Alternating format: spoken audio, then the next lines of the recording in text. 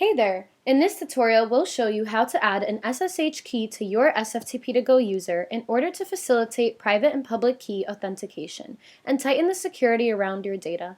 To begin, we'll create a key pair on our local machine. For this tutorial, we'll be using a Mac.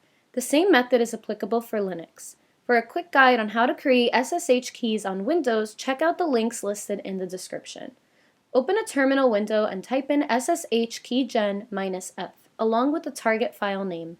Then press enter. The SSH keygen tool will create two files, a private key and a public key.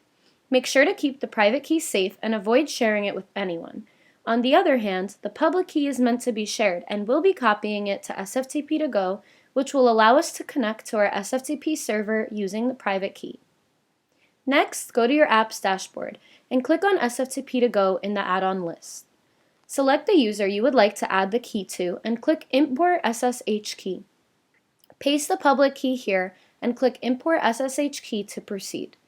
To test out the connection using our brand new keys, we'll copy the server URI and use it in the SFTP command line in conjunction with the -i argument, pointing it to the private key.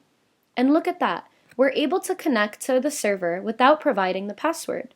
That's all for this tutorial. Thanks for watching. Check out our other tutorials to see what other cool things you can get done with SFTP To Go.